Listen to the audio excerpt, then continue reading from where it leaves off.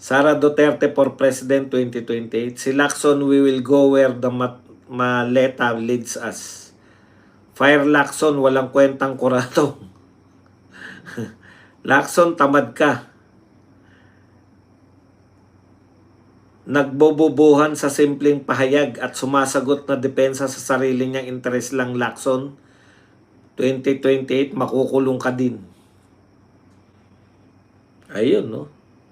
Si Amara Timberline, thank you very much sa 90 yen. Maraming salamat, Amara Timberline. Fire Lacson, walang kwenta. Yan. Kinamkam ng mga puti ang langis ng mga Arabo para mabuhay ang mga pabrika nila, pati mga lupain sa ibang bansa ay kinamkam nila sa pamamagitan ng kolonisasyon. Correct. Boss, nagalit daw ang ICC investigator kay Mr. T nang nalaman nila mula sa mga Marines na 2 million palang budget. Bakit daw 800k na?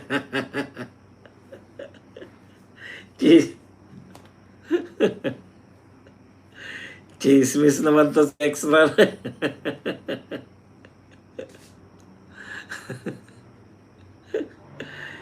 Ingat po tayo mga OFW sa Middle East, lumilipad na mga missiles.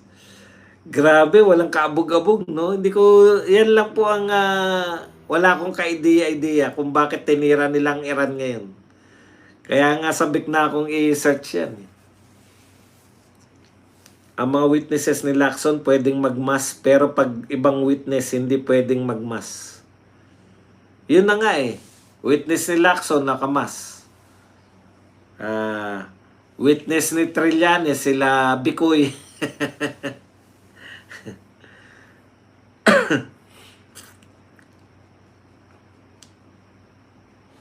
Tapos mga bilanggo, di ba?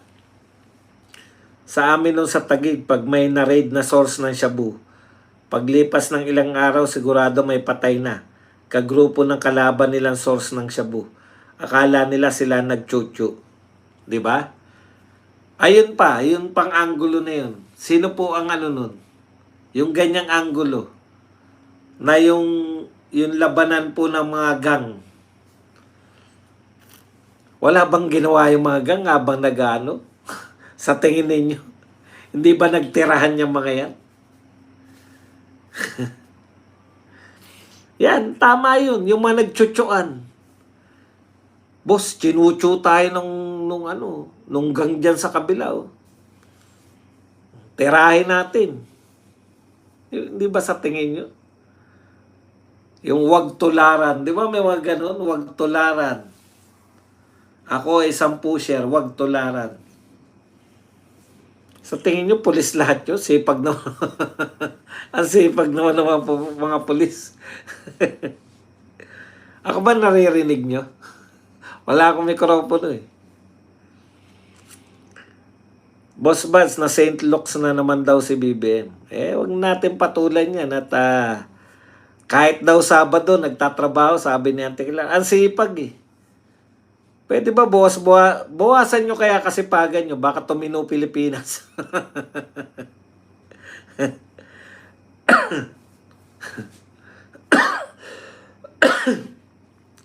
Kaya effective ang tukahan kasi may namamatay.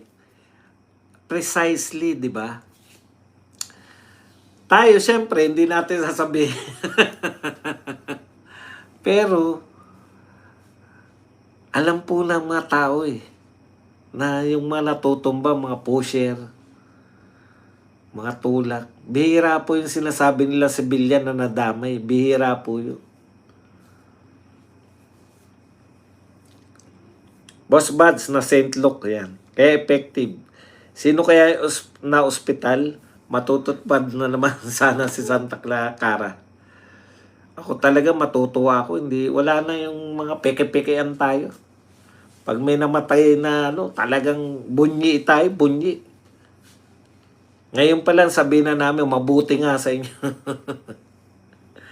Pati bike ni Kimbo napagtanto na netizen na nakatanggap na maleta, kaya alam natin na hindi nagsisinungaling. Madali lang naman pong patunayan na halimbawa kayo, senador, hindi nyo po pwedeng sabihin, baka magalit pa ang asawa ko niyan na malaman na may katarantaduan. Wala naniniwala sa'yo. Pinagbubulan mo kami. Sa tingin nyo, may naniniwala sa inyo na wala kayong kinalaman dyan. Last week ng April, nakakakaba para sa ating mga kakulto digong. Bakit naman? Bakit naman? Ano ba meron sa last week ng April? Diyos nang bahalang maningil sa mga nagtaksil sa mga Duterte. Sa kahit anong paraan, sana yung hindi nila malilimutan. May nagsuggest po, Sir Baz, si Reza daw ang partner ni BBM. Si Maria Reza ba o si Risa Ontiveros? Parte ba ng ICC yan si Trillanes? Kasi naalala ko may picture sila ni Alimango noon. Marriage certificate yata yun, Sir Arate. Kapag si Boying Rimulya nagsalita tungkol sa batas, huwag natin paniwalaan, bendalo nga eh. Good evening, sir. Ano ba meron ng last week ng April? Kamsa. Medyo biyayaan mo naman kami ng chismis mo. Nagchismis ka na rin lang. Malinaw na mahinang prosecution, pero sa tingin mo, boss, fair kaya itong mga judge? Ako, hindi sila fair. Yan sa akin, hindi fair yung mga yan. Kasi kung fair yan, interim release na si Tatay Digong dahil sa katandaan, interim release na, yun pa lang yung fit to stand trial si Tatay Digong, fit daw na mag-stand sa trial. Alam nyo na agad. Ang sounds, Boss Baz, naririnig po kayo kahit walang mic. Sarado isip na makalaban, kaya i-twist nila. Boss Baz, damay ba tayo kasi may EDCA sites tayo?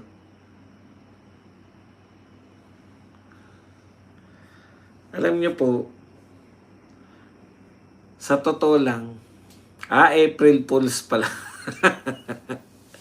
Eto, mag-real talk tayo.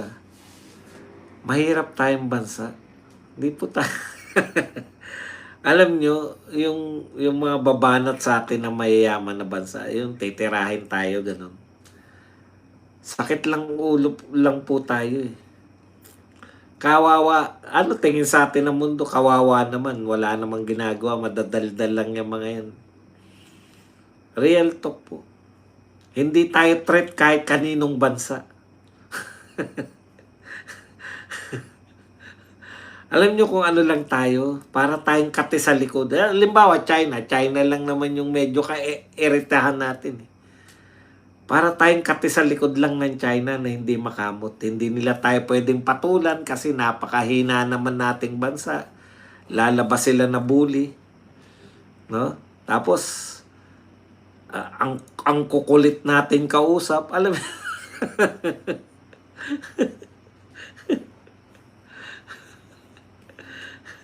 pag pinatulan naman tayo, mukhang bully na sila, di ba? Hindi po ganyan. Ang China po sa mga mayayamang bansa, ang tatapang po ng China. Sa mga mayayamang bansa, sa Pilipinas, gigil na sa atin, hindi tayo makante kasi nga, kaya wag na po kayong mag-isip na madadamay. Ano lang po tayo, kati lang po tayo. Hindi po tayo. Huwag niyo na pong bigyan ng importansya tayo talaga. Madadamay lang tayo dahil makukulitan lang sa atin. Pero basically, nakakaawa lang tayo.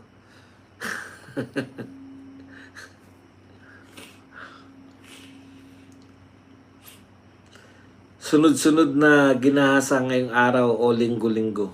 Grabe, no? Malinaw na mahina. Yan. Sabi ni Kaufman, mas marami na matay ngayong BBM admin. Dapat imbestigahan. Yan. Magandang punto yan. Ang katwiran nung ni Nichols. Yung kliyente mo ang dahilan kung bakit hindi na natin pwedeng imbestigahan si BBM dahil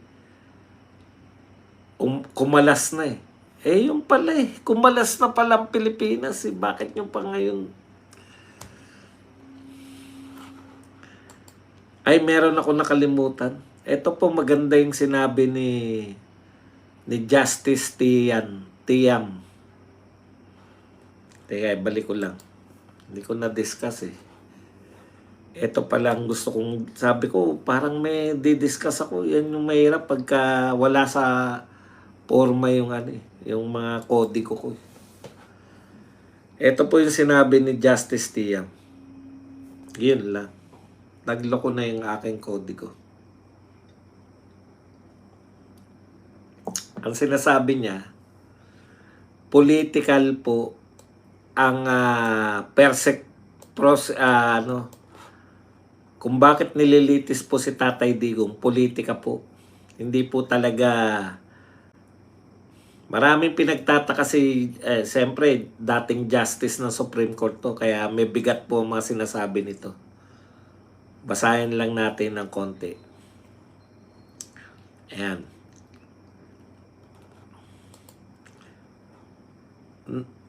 Nais litisin ng prosecution ng kaso sa labas ng jurisdiction ng Pilipinas dahil alam nilang ang ebidensya ay hindi susuporta sa pagkakakonvict sa ilalim ng batas ng Pilipinas. So sa batas po ng Pilipinas, hindi po guilty si Tatay Digong dahil naaayon po sa batas yung kanyang ginawa. Yung mga utos niya po, ayon po sa batas yan. Alam niyo kung bakit? Bawal po ang droga rito eh. Kaya dapat litisin mo siya dun sa lugar na hindi bawal ang droga. Kaya iba po yung pananaw, tingin nila, biktima. Kaya samantalang dito kasi, bawal bang mag-conduct ng war on drugs? Bawal bang labanan ng droga? Hindi po. Kaya absuelto dito si Tatay Digong, kaya dun sila nagsampa sa labas ng Pilipinas. Sabi pa ni Justice Tiam, it is a political persecution. Hindi. Common sense dictates that it is political persecution. Why the rendition of FPRRD without due process and without passing through Philippine courts? Why are there no cases filed against FPRRD in the Philippine courts? Bakit hindi dumaan ng due process yung pagpapadala sa kanya doon? Does PRRD control Philippine courts and Philippine justice system? Kontrolado ba ng PRRD? Hindi. The prosecution wants to litigate the case outside of the Philippines jurisdiction because they know the evidence will not support conviction under Philippine laws. Their sole purpose, ang tanging layunin nila, is to embarrass, ridicule, and tarnish the reputation of PRRD to remove the Dutertes from the Philippine political equation. Yan po yan, politika po. Nagagamit ng mga kalaban ni Duterte dito sa Pilipinas ang ICC mismo para masira yung mga Duterte. Yan yung sabi ni Justice Tiam. Sayang, hindi ko ito naisama.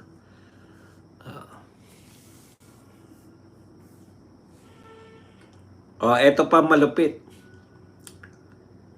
Ang mga testigo ng prosecution at ang kanilang benefactor sponsor ay minamanipula ang pamilya ng EJK victims bilang kasangkapan upang maisulong ang kanilang political agenda. Ano yung political agenda nila?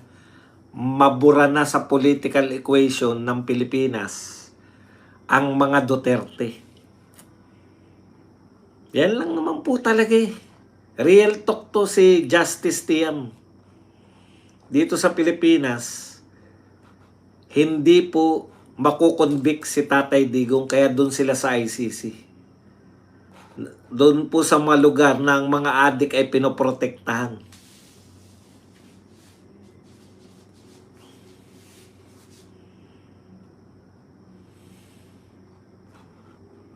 Basa. Hindi ngayon ang ICC tuloy man nila o hindi, talo pa rin sila sa huli. Drogon, KB, pinapahiya ng 2 Pilipino na abogado ang Pilipinas, sampal sa Supreme Court yung pinagsabi nila. Yung isa ng kote, ano bang pangalan na Andres, yung medyo panot? Court siya ng court ng Supreme Court. Yun naman pala, kinikilala nyo pala ICC na may Supreme Court. Ba't hindi nyo ibato rito sa Supreme Court namin?